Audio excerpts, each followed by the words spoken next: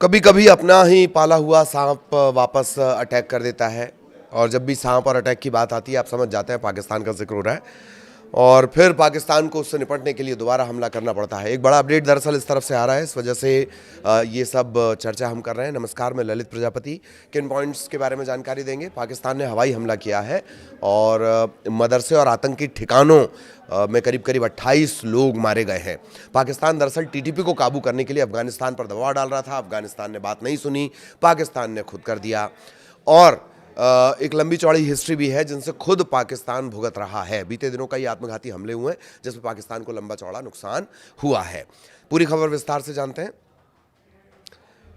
मामला ये रविवार 22 फरवरी जब अफगानिस्तान के भीतर पाकिस्तान ने हवाई हमले किए और ये जो हमले हैं डूरन लाइन, ये जो बॉर्डर एरिया है डूरन लाइन पर अफगानिस्तान के पूर्वी और दक्षिण पूर्वी हिस्सों पर कई ठिकानों पर किए गए हैं। ये एक स्ट्राइक की तरह पाकिस्तान ने हमला किया है।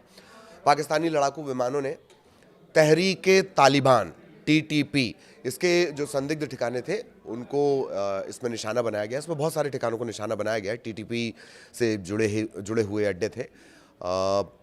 पक्तिका प्रांत के बरमल में, उरगुन में यहाँ पर टारगेट किया गया और कई विस्फोट यहाँ पर किए गए, मतलब स्ट्राइक की गई है। मरघा इलाके में थोड़े थोड़े अंतराल में कई धमाकों की आवाज़ें सुनी भी गई हैं। पक्तिका प्रांत के बरमल ज़िले के बनूसी में पाकिस्तानी वायुसेना ने एक मदरसे को निशाना बनाया है। पाकिस्तान, इस्लाम की वकालत करने वाला, वो मदरसे को निशाना बना रहा है। यही दिक्कत होती है जब आतंकवाद को पालते पालते वो आपसे बड़ा बन जाए। इस हमले में कम से कम 28 टीटीपी लड़ाके मारे गए हैं, ऐसा दावा किया जा रहा है। पाकिस्तान हालांकि ये साफ नहीं कर रहा है कि हमले ठीक ठीक किन इलाकों में किए गए हैं या क्या उसकी जानकारी है, या ये नहीं दिया जा रहा। ऑब्वियसली सुरक्षा वजहों से इस तरह से खुलासे नहीं किए जाते आमतौर पर। तो बाकी क्या कुछ जानकारी है? काबुल की तरफ से तत्काल अभी कोई रिएक्शन इसको लेकर नहीं आया है, उनके रिएक्शन का भी इंतज़ार रहेगा। 8 ठिकानों को निशाना बनाने की बात कही जा रही है। अफगानिस्तान के का एक न्यूज़ चैनल है टोलो न्यूज़, उसके मुताबिक पाकिस्तानी लड़ाकू विमानों ने नंगरहार प्रांत के खोगियानी ज़िले में कई हवाई हमले किए हैं। रिपोर्ट ये दावा कर रही है कि शनिवार से अब तक पाकिस्तान ने जो ये इलाका है पक्तिका का बरमल और अरगुन, यहाँ इसके अलावा अरगुन के अलावा नंगरहार के खोगियानी, बहसूद और घनी खेल, ये ज़िले हैं, अलग अलग डिस्ट्रिक्ट हैं, वहाँ पर कई हमले किए गए हैं। मतलब सिर्फ यही स्ट्राइक नहीं की गई है, और भी स्ट्राइक की गई हैं। इससे जान माल के नुकसान की आशंका भी जताई गई है। हालांकि कोई आंकड़ा नहीं दिया गया है, एक बात। दूसरा, इसे लेकर कोई आधिकारिक पुष्टि भी नहीं की गई है। हमले की पुष्टि कर दी गई है पाकिस्तान की तरफ से, लेकिन नुकसान कितना हुआ है काबुल ने इस पर अभी कुछ नहीं कहा है। इस हमले में घनी खेलों और गर्दा सामिया में 17 लोगों के मारे जाने की भी जानकारी मिल रही है।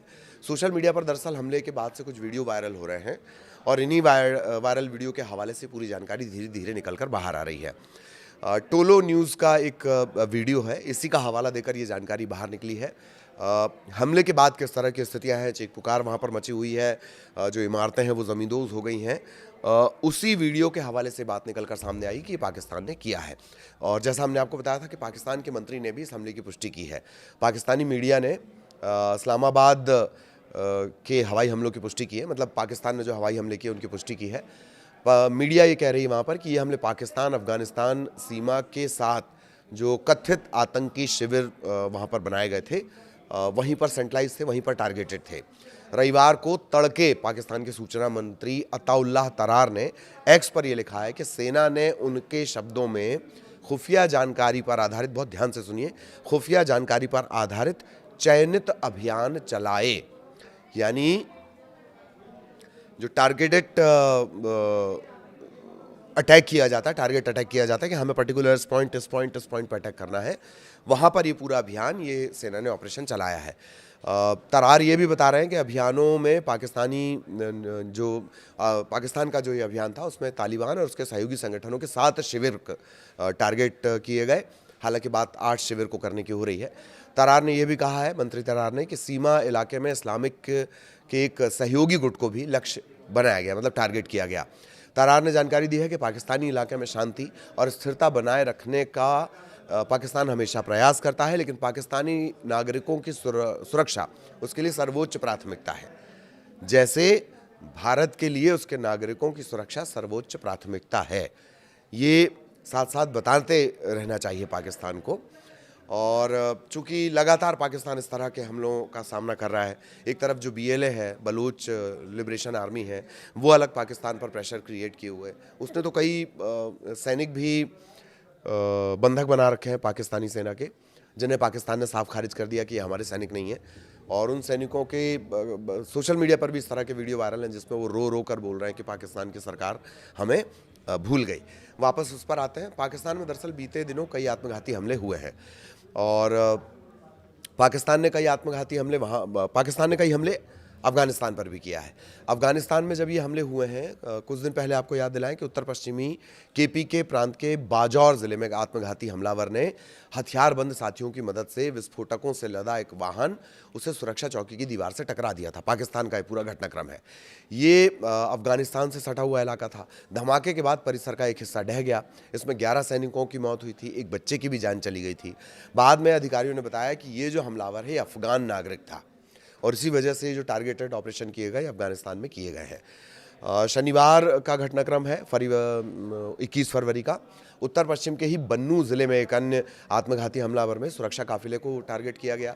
इसमें एक लेफ्टिनेंट कर्नल समेत 2 सैनिक मारे गए। शनिवार की हिंसा के बाद पाकिस्तान की सेना ने ये चेतावनी दे दी थी कि अब वो कोई संयम नहीं बरतेगी और जिम्मेदार लोगों के खिलाफ कार्रवाई की जाएगी, या उनके जो अड्डे हैं, उनके जो ठिकाने हैं जहाँ वो कैंप चला रहे हैं, वहाँ पर कभी भी ऑपरेशन कर दिया जाएगा।